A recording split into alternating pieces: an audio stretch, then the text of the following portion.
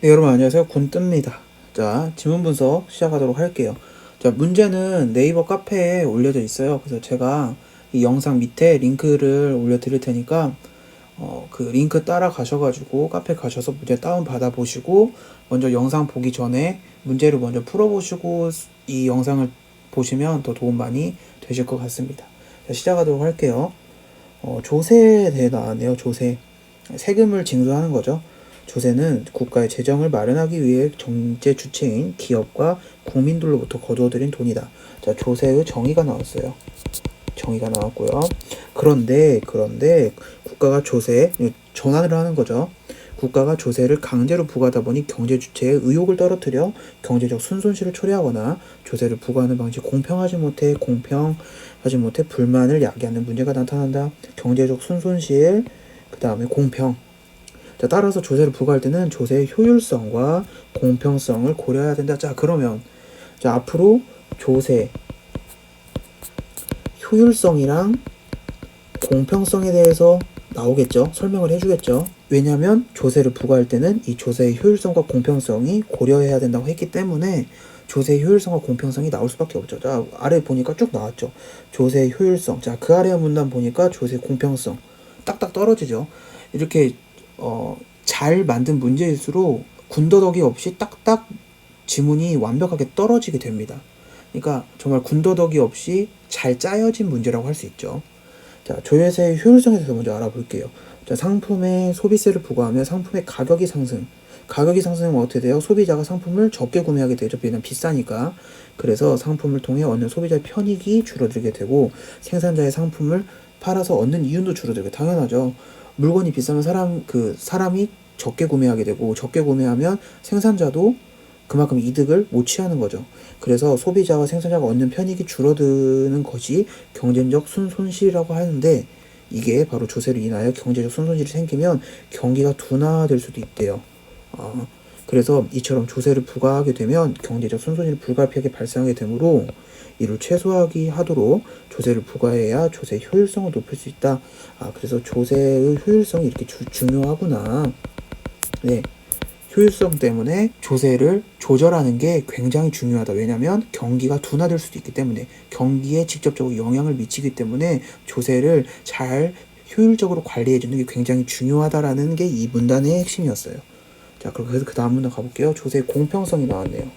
효율성에 대해서 설명을 했으니까 공평성에 대해서 설명을 하겠죠. 자, 공평성. 조세 부과의 형평성을 실현하는 것으로 형평성이래요. 얘는 공평성, 다른 말로 형평성. 조세의 공평성이 확보되면 조세 부과의 형평성이 높아진다. 조세의 저항을 그리고 줄일 수 있다.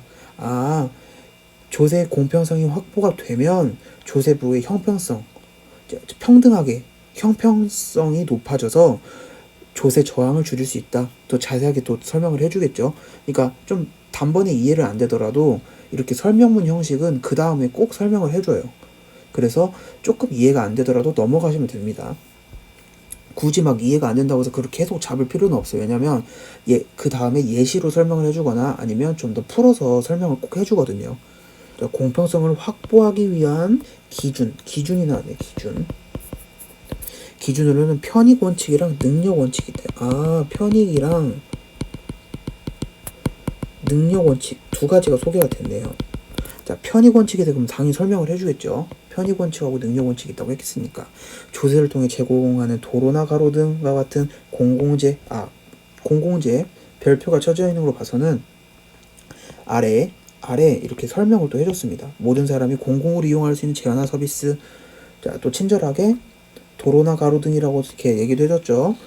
자, 공공재를 소비함으로써 얻는 편익이 클수록 더 많은 세금을 부담해야 하는 원칙이다. 그래서 공공재를 이용하는 만큼 세금을 내는 거네요. 그래서 납세자의 저항이 크지 않대요. 그래도 알 수 있었네요. 왜 조세 저항을 줄일 수 있는 거죠? 조세 저항. 얘는 조세 저항을 줄일 수 있대. 그 이유는 우리가 모두 사용할 수 있는 그런 데 세금이 쓰이기 때문에 납세자도 내가 이 세금이 도로에도 쓰이고 도로 만드는 데 쓰이고 또 가로등 같은 것도 만드는 세우는 데 쓰이니까 납세자의 저항이 크지 않대요. 그래서 현실적으로 공공재의 사용량을 측정하기 쉽지 않다는 문제도 있대요. 문제점도 있다는 거죠. 그리고 조세의 부담자와 편익 수혜자가 달라지는 문제점도 있네요. 그러니까 내가 이 도로를 굳이 이용하지 않는데 세금을 내야 되니까 이런 좀 문제도 발생하는 거죠. 조세 부담자랑 편익 수혜자라는 달라지는 문제도 발생한다는 거네요. 자, 그러면 그 다음에 편익 원칙의 설명이 끝났으니까 능력 원칙에 대해서 알아보죠. 개인의 능력 원칙 또 정의가 좀 있죠. 개인의 소득이나 재산을 등을 고려한 세금 부담 능력에 따라 세금을 내야 한다는 원칙. 그래서 조세를 통해 소득을 재분배하는 효과가 있다. 재분배. 왠지 이거 좀 나올 것 같죠? 문제로. 능력 원칙은 수직적 공평이랑 수평적. 얘도 또 기준에 따라 나눠지네요. 수직적 공평이 있고요. 수평적 공평. 자, 수직적 공평부터 설명이 또 들어가네요. 소득이 높거나 재산이 많을수록 세금이 많이 부담. 수직적은 이렇게 수직 위아래로 이렇게 상하 관계니까 더 높으면 높을수록 소득이 높으면 높을수록 재산이 많으면 많을수록 세금을 많이 부담해야 하는 원칙이구나. 그래서 이를 실현하기 위해 특정 세금을 내야 하는 모든 납세자에 같은 세율을 적용하는 비례세나 소득 수준 비례세나 소득 수준이 올라감에 따라 점점 높은 세율을 적용하는 누진세가 그의 종류가 되겠구나. 비례세나 누진세가 수직적 공평에 해당하는구나. 자, 수평적 공평을 알아볼게요. 그러면 자, 수평적 공평은 소득이나 재산이 같을 경우 세금도 같게 부담하는 거구나. 수평은 이런 관계잖아요. 그러니까 소득이나 재산이 같으면 너랑 나랑 소득이 똑같아. 그러면 세금도 같게 부담. 자, 그런데 수치상의 소득이나 재산이 동일하더라도 실질적인 조세 부담 능력이 다르대요. 조세 부담 능력이 뭐지? 부담 능력이 뭐지? 또 밑에 설명해주겠네요. 예를 들어 예시를 통해 설명해주군요. 소득이 동일하더라도 부양가족의 수가 다르면 예를 들어 나랑 친구인 애랑 똑같이 월에 100만 원씩 벌어. 근데 나는 가족이 2명이고 친구는 4명이야. 자, 근데 세금은 똑같이 10만 원을 내래. 한 달에 또. 자, 이거 좀 불합리하잖아요. 네. 좀 형평성이 어긋나는 거잖아. 그러니까 공평성을 위해서 부양가족이 수가 다르면 실질적인 조세 부담 능력의 차이가 생기기 때문에 이런 문제를 해결하기 위해서 공제제도. 친구 같은 경우는 부양가족이 나보다 많으니까 세금을 공제해주는 거예요. 공제해준다는 게 뭐냐면 세금을 감면해준다. 바로 또 설명이 나왔죠.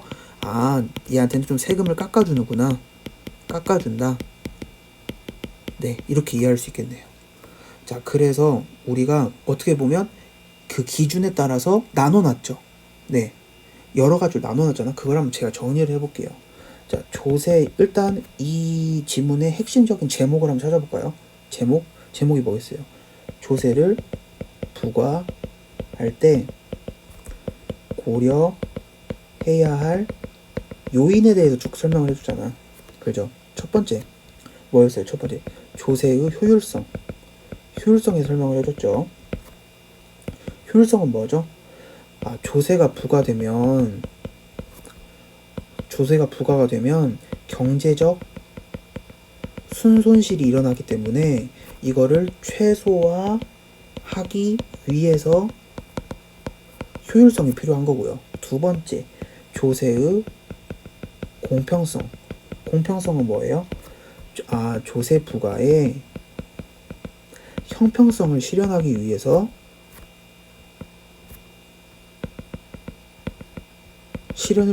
공평성이라는 장치가 있는 거죠. 자, 근데 공평성의 기준이 2가지가 있었어. 뭐가 있었죠? 편익 원칙 그리고 능력 원칙이 있었죠. 편익 원칙은 뭐였죠?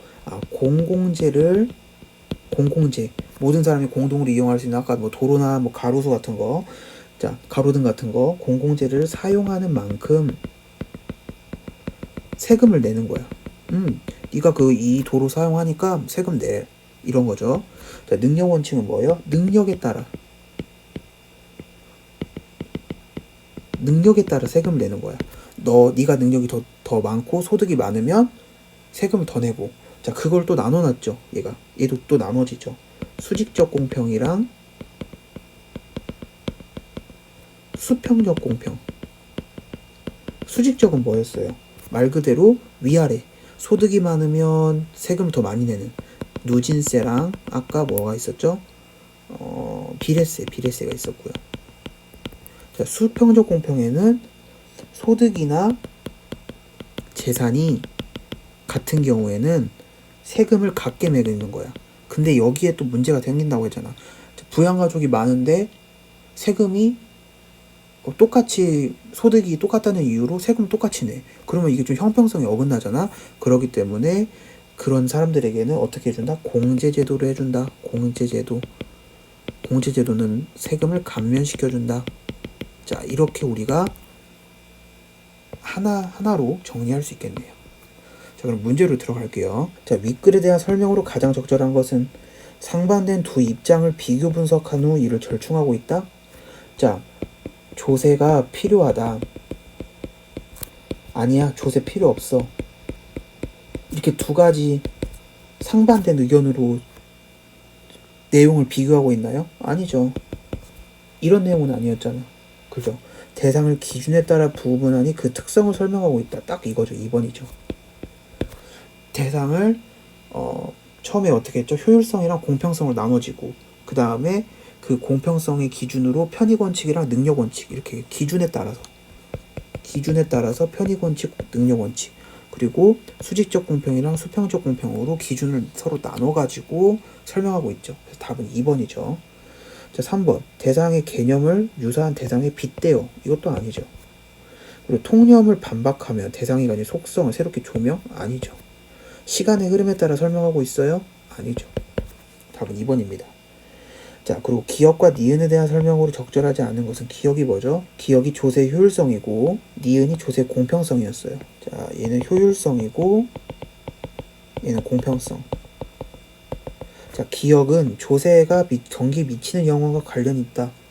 자, 조세가 경기에 미치는 영향과 관련이 있어요. 기억이 이 조세의 효율성으로 인해서 경제적 순손실이 발생하게 되는데 이것은 경기가 둔화될 수 있다고 했죠. 그렇기 때문에 이 조세 효율성은 경제랑 아주 밀접하게 연관이 되어 있죠. 당연히 영향 관련되어 있죠. 기억 맞는 거고요. 자, 니은 그 공평성은 납세자의 조세 저항을 완화하는 데 도움이 된다. 완화하는 데 도움이 되나요? 볼게요. 자, 그럼 공평성을 읽어보면 되죠. 조세 공평성이 확보가 되면 조세 부과의 형평성이 높아져 조세 저항을 줄일 수 있다. 아주 여기 정확히 나와 있네. 조세 저항 줄일 수 있다. 조세 저항 줄일 수 있다. 도움이 된다. 줄일 수 있다. 맞는 거죠. 자, 기억은 니은과 달리. 자, 이런 거는 그냥 헷갈리게 해놓는 거예요. 정작 중요한 게 뭐죠? 기억이 중요한 거죠. 기억은 니은과 달리 기억은 소득 재분배를 목적으로 한다. 자, 소득 재분배를 목적으로 하나요?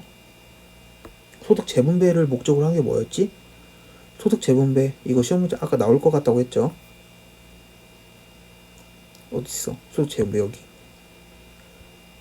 자, 능력 원칙이 소득 재분배하는 효과가 있다고 했잖아. 자, 능력 원칙은 뭐야? 조세의 공평성이죠. 공평성에 해당하는 거잖아. 공평성. 효율성이랑 다른 거잖아요. 그렇기 때문에 기억, 효율성은 지금 소득 재분배를 목적으로 한다? 아니죠. 효율성이 아니라 공평성이죠. 그래서 답 3번이 틀렸습니다. 자, 니은이 뭐예요? 공평성이죠. 공평성은 효율성과 달리 조세 부과의 형평성을 실현하는 것이다. 형평성 실현하는 거 어디 나왔죠? 자, 조세의 공평성은 조세 부과의 형평성을 실현하는 것이다. 아주 첫 줄에 바로 나와 있습니다. 4번 맞고요. 5번 기업과 니은은 모두 조세를 부과할 때 고려하는 요건이다. 자, 고려하는 요건 어디 나와 있겠어요? 자, 따라서 조세를 부과할 때는 조세의 효율성과 공평성을 모두 고려해야 된다. 나와 있죠, 여기. 자, 여기 나와 있죠. 첫 번째 문단 마지막 줄에. 그래서 이것도 맞는 표현입니다. 맞는 일치하는 답입니다. 자, 3번 먼저 볼게요. 자, 보기가 나와 있고 경제수업의 일부분이래요. 자, 보기를 통해서 적용하는 문제가 나왔습니다. 자, 보기 적용 문제. 선생님의 질문에 적절하게 답한 사람을 모두 골라 바르게 묶은 것은. 자, 이렇게 좀 새롭게 좀 추론해가지고 보기를 적용하는 문제가 조금 까다로울 수 있어요. 근데 차근차근 풀다 보면 답이 나옵니다. 선생님, 아래표는 소득의 기준으로 A, B, C의 소금 공제 내역을 가정한 것입니다. 표를 보고 조세의 공평성이 어떻게 적용되는지 각자 분석해 볼까요? 나왔어요. 자, 성근 A와 달리 B에게 공제 혜택을 부여함으로써 조세의 공평성이 약화되고 있어요. 자, A와 달리 B에게 지금 공제액이 A는 빵원이었는데 B는 100만 원이었죠. 이 공제 혜택을 부여함을 조세 공평성이 약화되고 있나요? 조세 공평성이 약화? 봐봐, 지금 A 같은 경우는 공제가 없어요.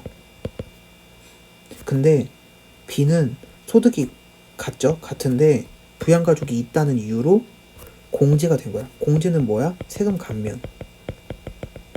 자, 아까 세금 감면이 뭐라고 했죠? 공평성이잖아. 공평성이 약화되고 있는 거야? 아니죠. 보세요.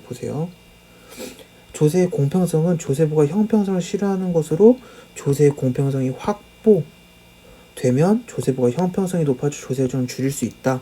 공평성을 확보하기 위한 기준으로 편의원칙이라 능력원칙이 있다고 했기 때문에 공평성을 지금 확보하는 거지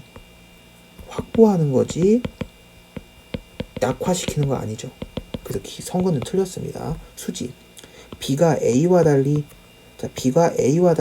부양가족 공제를 받는 것은 실질적인 조세부담 능력을 고려한 것이네요. 맞나요? 예, 맞죠. B가 지금 A와 달리 부양가족이 있잖아요. 부양가족이 있다는 이유로 공제를 받았잖아요. 자, 그것은 실질적인 조세부담을 보세요. 실질적인 조세부담 능력이 다르기 때문에 내야 하는 세금의 차이가 생길 수 있다.